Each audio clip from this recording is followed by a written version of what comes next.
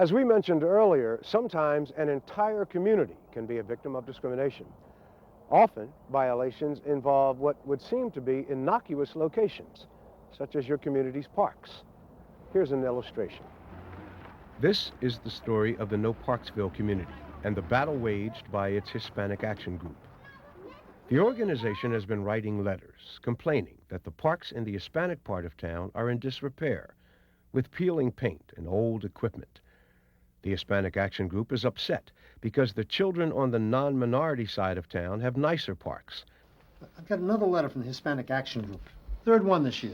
It's got to be at least the 20th since I came on board as Parks Commissioner 5 years ago. Yeah, well, they've been complaining about lots of stuff. They want new equipment and more programs. I drive by their parks every day, and they do look bad. We put all new equipment in one of those parks just 4 years ago. The last few years, we've used an awful lot of our budget just starting up the one after-school program that they have, and we always fix up major equipment problems. So you're right; it's not like we've ignored them. And, the Latino area has 4 parks in a 25-square-mile area. Same amount as we have in the other part of No Parksville. Yeah. It just doesn't seem that things are as bad as they make them out to be. There is a difference here from what we saw in the story of Mr. Burling. The Parks and Recreation Committee is not stereotyping the Latino community or basing its actions on negative ideas about Hispanics. A lot of the decisions the Parks and Recreation Committee is making are based on their budget. It appears a real solution to this problem lies in fixing the budget. Let's take a look at a better way the committee might have handled these complaints. I think we should reconsider how we allocate money for the parks. The parks in our Latino communities, they get much more use because the population is so dense there.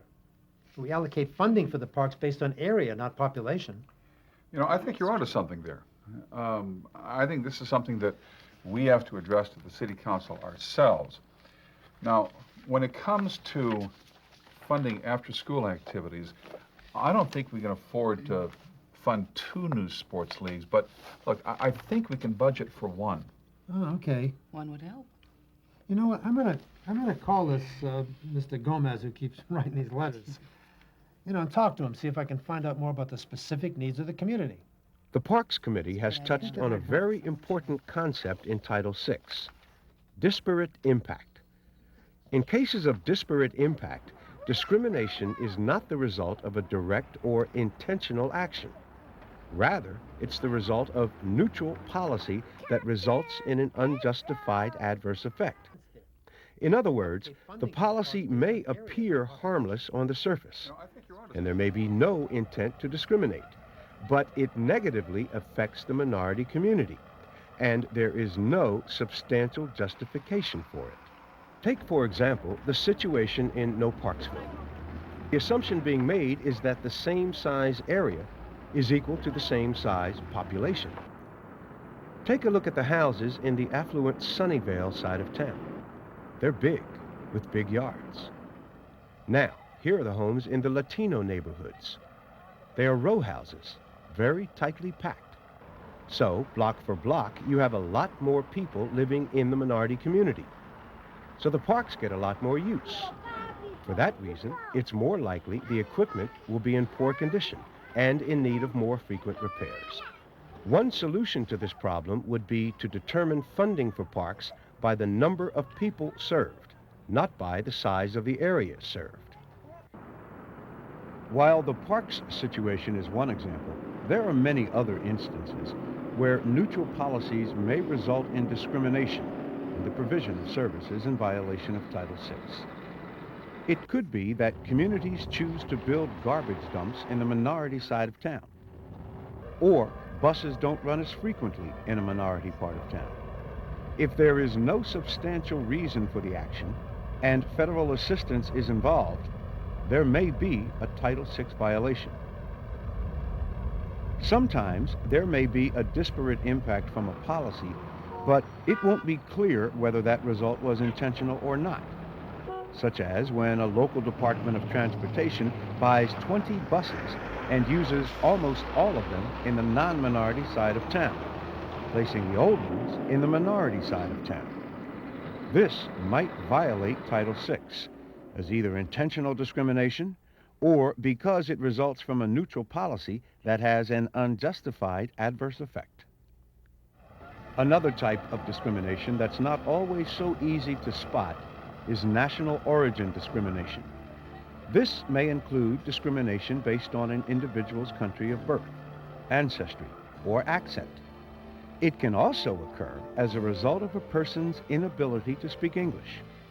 That's why it's important to understand the requirement that a program or entities have to serve people with limited English proficiency, or LEP.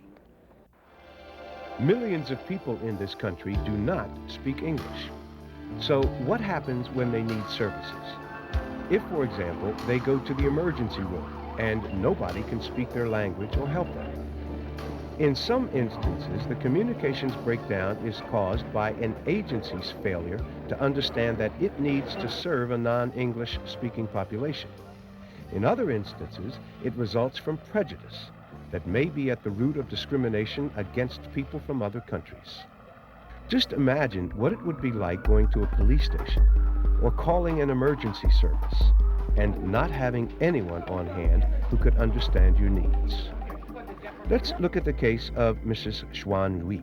She is a member of a substantial Chinese community being served by her local police department.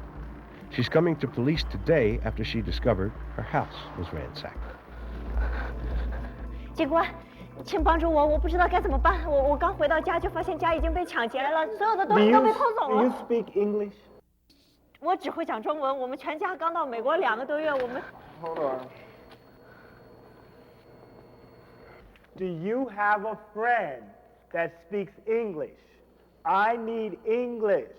No English，我只会讲中文。我失去了我所有的重要的文件和财产，连我母亲给我的首饰都没。 Yeah, okay. Yeah, Captain Carlson, this is Officer Johnson down at the front desk. I have a woman